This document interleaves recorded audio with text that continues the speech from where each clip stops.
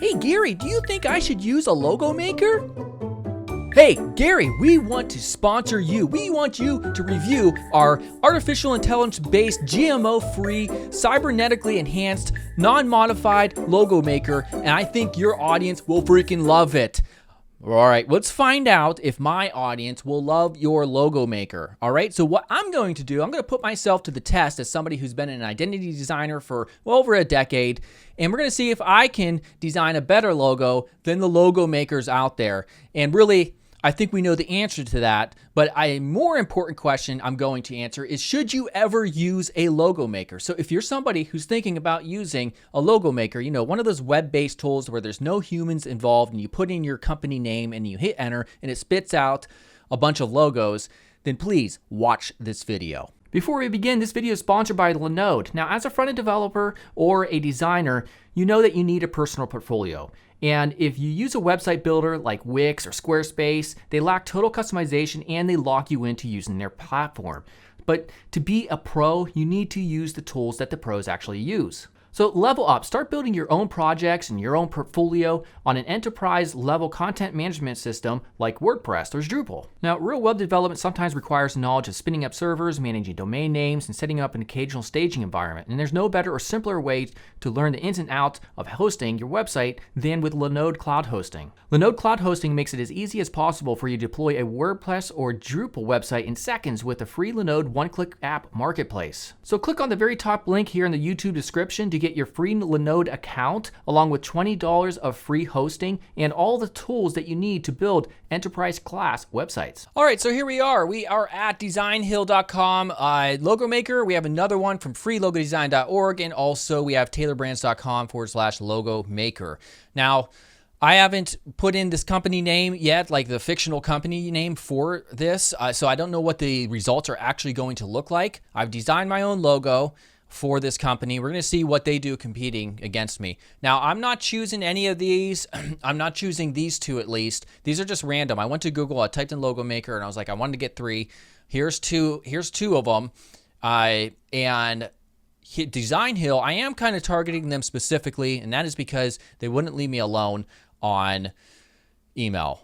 Like 2 years ago, I declined their request to sponsor their video. They wanted to pay me to do a review, which is fine and cool, and I was nice about it. I emailed and I told them, listen, I don't think my audience is going to be receptive to a logo maker because I show people how to really actually design logos. But they kept on sending me emails anyways over the 2-year period. In fact, one day recently, they sent me 3 different emails within 2 hours. So I was like, oh, no. I'm gonna do you a sponsor video. I'm not gonna charge you for it. Let's do this. All right. So use Design Hill AI powered logo creator. All right. Artificial intelligence is at work here, or is it? Exterium is going to be the company that I designed for. Exterium is just this personal business that I'm going to be starting in the future here for selling reptile-based products. All right, like enclosure products, like decorations and stuff. So I'm going to hit generate logos for this. So pick 5 or more design styles that you like. Okay, so they want to get to know what you like. That makes sense to me. You know, why not do that? Exterium. What type of style would I want to go for? These all seem, you know, I don't know. We'll choose that one. We'll choose that one, I guess. I mean, we'll choose this alien one, maybe this one, and finally I have to pick one more. There's not many that I like here, to be honest. No, we'll just do that one. Continue. All right, pick colors. They don't give you many options. I don't see like teal or turquoise, like the Corsetro brand that I've established myself. So you know what? We're just gonna let the system choose the colors. Hit continue. All right, I'm not gonna do a slogan. Select industry, animal and pet. That works. Budget. I'm not sure why this is a thing, but we'll just hit continue. All right, search and add up to 5 symbols. All right, animal. All right, so basically these are icons. They have probably an access to a massive database of various icons, right? And you have to choose some of these, apparently. Like, can I type in snake? They got a snake one? Or maybe a reptile? Okay, there we go. We'll choose that. Maybe we'll choose that. Oh, that's so bad. We'll choose that one. Let's do reptile. Maybe we'll choose that. What is that? Okay. We'll keep that thing. Just it looked like one of those meme faces. All right, so now it's analyzing inspiration and it's generating palettes and all this stuff. And I have to say, probably most of that is just they're trying to drum up support or the idea that there's a lot of stuff going on in the background. Okay, please select a logo which you'd like to edit or purchase. Using artificial intelligence, we have generated the following logos. All right, I have to say, top two, absolute garbage at this point. These are not good logo designs. Way too much happening here. This little squiggly E right here. And then the completely different type for Exterium right here. This says nothing about reptiles to me. Right here, Exterium, okay, we have a really involved font. We have this really silly clip art looking snake here, just really large too. It's not really aligned correctly or anything. Next up, Exterium. Okay, we got all these big circles here. So if you ever wanted to like scale this down like on a website header or like a nav bar, like you're not going to be able to see Exterium, the type at all, because you have this massive ring around it. Right here, we have this little, we have the clip art right here. We see the same thing. So what's going to happen is other people who have an animal-based business who chose animal or reptile and chose this same exact clip art situation here, they're going to have the same exact symbol in their logo, and that's a bad thing, right? So all they're doing is they're taking some of the symbols, the icons that you chose, they're placing them in different configurations. Maybe some of them have like little circles around them that they've added, and then they're just randomly changing up the colors and the typeface of fonts and the alignment between the mark and the word mark itself. So nothing truly unique is being generated. They're just using it from a database of fonts that they have access to and just mixing and matching some of the symbols that you chose. So yeah, they're going to let you edit the logo, I suppose. But really, I suppose maybe I can delete this. Hit delete. Change out our container. Okay, so you can just change the container. What if I don't want a container? Who wants something that big around their logo? Because then you run into issues of scaling or scalability. Let's try another one. Exterium, we're in the realm of animal and pets. Same thing. All right, so Exterium. Here's a Shark Week, by the way. Look at that. Is that a bird? See, animals and pets just really isn't quite enough of a category. You need to drill into like what type of animals and pets. They have 9 pages, of course. But this isn't artificial intelligence. These are all symbols that may have been used by other people. Let's check out another one for one final one. Exterium.